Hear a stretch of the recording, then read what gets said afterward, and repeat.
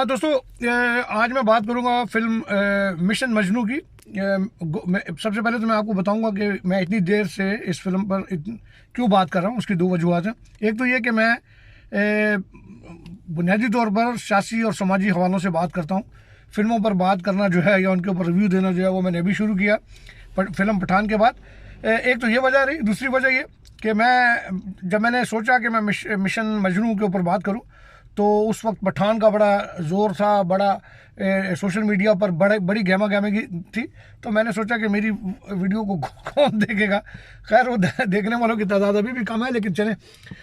जो मिशन मजनू है वो दरअसल एक कहा जाता है कि ये फिल्म जो है वो एक ट्रू स्टोरी पर वो करती है, लेकिन मैं कतई तौर पर भी इसको मानने को तैयार नहीं हूँ। जो तारीख मैंने देखी है उस पर मिशन मजनू जैसा कोई वाक़या या कोई ऐसी चीज़ जो है वो सामने नहीं आई तारीखी हवालों से। और दूसरी बात ये है कि अगर थोड़ी देर के लिए मान भी लें कि मिशन मजनू या कोई इस तरह का agent, Indian agent, Pakistani nuclear जो वो थी, एक तारीख थी, उसे रोकने के लिए कोई किरदार अदा करने के लिए पाकिस्तान में मौजूद था, तो फिर वो मातम ही किया जा सकता है रॉ का, हिंदुस्तानी इंटेलिजेंस एजेंसीज का, क्योंकि जिस काम के लिए उन्होंने अपने एजेंट भेजे हुए थे तो वो तो जो अगर उस वक्त का मुआवजा करें आप, जिस टाइम पर पाकिस्तान में एटम बम की तैयारी शुरू हो चुकी थी, तो उस दौर को और जिस टाइम पे ये धमाके हुए उनमें बहुत बड़ा फ़र्क है। तो ये फिल्म जो है बुनियादी तौर पर खुद अपने ही सर पर बम फोड़ने वाली बात है।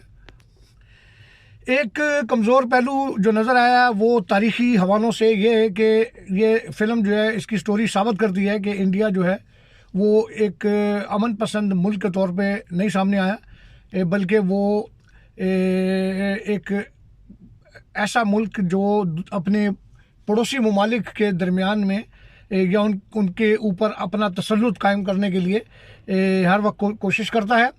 और जंग जो है वो हिंदुस्तान की तरफ से नाफिज की जाती है अपने पड़ोसी ममालिक के साथ।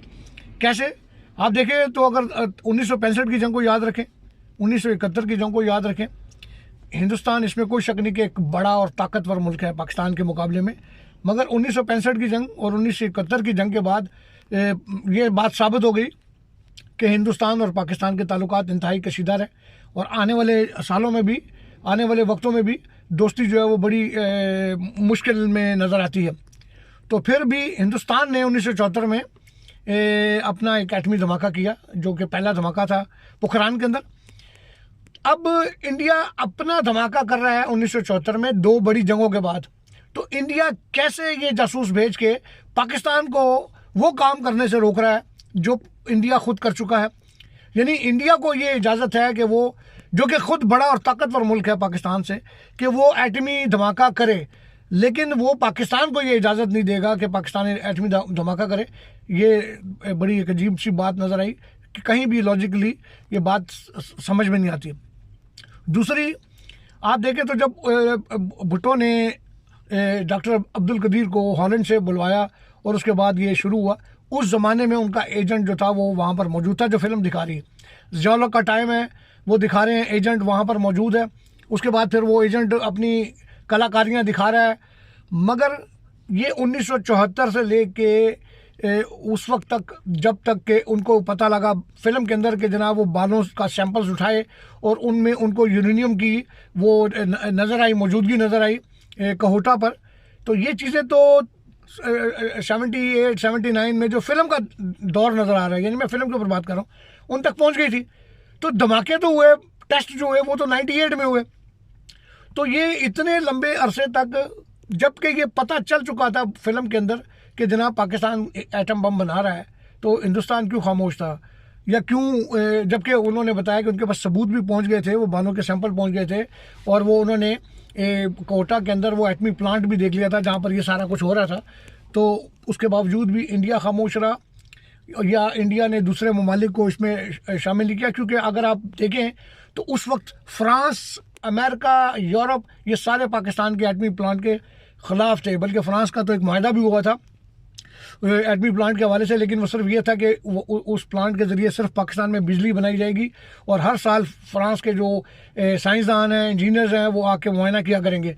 लेकिन बाद में पाकिस्तान ने नरिशमेंट प्लांट लगा के दुनिया को ये साबित कर दिया कि पाकिस्तान में बड़े और अजीम साइंसदान मौजूद हैं, बड़ा ज़बरदस्त सिस्टम है। दुनिया के मुख्तलिफ ममालिक से उन्होंने वो सारी चीज़ें ख़रीद कर उसके बाद वहाँ पर एक एटमी प्लांट बनाया और उसके बाद फिर उसको वो किया। अगर ये जैसे कि बताया जा रहा है कि ये फ़िल्म एक सच्ची कहानी पर मुबनी है, ये ट्रू स्टोरी है, तो फिर तो ये इंडिया के लिए, इंडिया की जो इंटेलिजेंस एजेंसी है रॉ, उसके लिए इंडिया के दूसरी एजेंसीज के चेहरे पर एक कालक है कि इतना उन्होंने अपने एजेंट भेजे, इतना पैसा खर्च किया और उसके बाद भी जब वो पहुंच गए इस बात तक कि पाकिस्तान एटमी बम बना रहा है, उसकी लोकेशन तक पहुंच गए, सारा कुछ उन्होंने देख लिया। तो पाकिस्तान ने तो उसके बाद 98 में, तो अगर ये आप 78 देख लें तो तब 20 साल बनते हैं। अगर आप 79 देख लें, ये जो फिल्म है ये टाइम वही दिखा रहे हैं क्योंकि ज़ियाउल का दौर था, ज़ियाउल ने आके इसको कंट्रोल किया। भुट्टो को 79 में तो भुट्टो को फांसी भी दे दी गई। तो इतने टाइम तक वो क्या होता रहा, वो उनका एजेंट क्या करते रहे, क्योंकि वो ज़ियाउल का टाइम बता रहे हैं, भुट्टो को जेल में बंद कर दिया है और यही वो टाइम बता रहे हैं जब उन्होंने बालों के सैंपल भेजे। तो ये बातें कुछ समझ में से बाहर है। As a actor Siddharth Malhotra की अदाकारी बहुत ज़बरदस्त रही, लेकिन फ़िल्म जो है जब आप लिख दें, उसके ऊपर टाइटल दे दें कि जनाब ये सच्ची कहानी पर मुहित है, ये ट्रू स्टोरी है इसके पीछे, तो फिर वहाँ पर सवाल उठना शुरू हो जाते हैं। तो चलिए, ख़ास है कि आप हमारी वीडियोस को सब्सक्राइब कीजिए, लाइक कीजिए, शेयर कीजिए और बेल आइकॉन को ज़रूर प्रेस कीजिए ताकि हमारी नई वीडियोस हैं वो आप तक पहुंच सकें। शुक्रिया।